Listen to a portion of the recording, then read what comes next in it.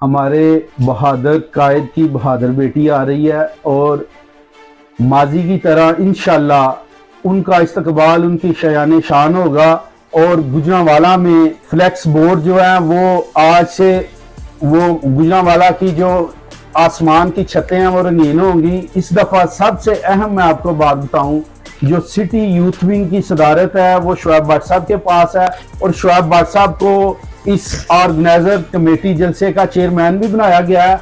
और शुएब भट्ट साहब ने मॉडल टाउन गोल पार्क में इस दफा एक कैंप लगा रहे हैं यूथ विंग, और उधर जो है हम इंशाल्लाह 2000 यूथ का नौजवान जो है इकट्ठा करेंगे और शुएब भट्ट साहब की क़यादत में उधर जाएंगे, जिसमें 500 गाड़ी होगी और 1000 मोटरसाइकिल होगी।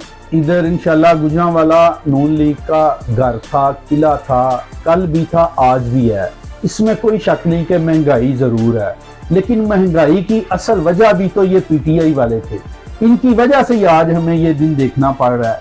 महंगाई जरूर है, लेकिन इंशाल्लाह गुजरांवाला नून लीग का जो वोटर सपोर्टर है वो आज भी नून लीग के साथ है, इसमें कोई फर्क नहीं पड़ा। लेकिन ये इंशाल्लाह महंगाई जो है ना वो पहले भी काबू मियां नवाज शरीफ ने की थी, शहबाज शरीफ ने की थी और आज भी इंशाल्लाह वही करेंगे। जबकि 2018 में आप देख लें मियां साहब की हुकूमत थी तो कितना अच्छे हालात थे। बिजली की लोड शेडिंग थी, 4 घंटे आती थी और 18 घंटे बिजली 20 घंटे मिलती नहीं थी।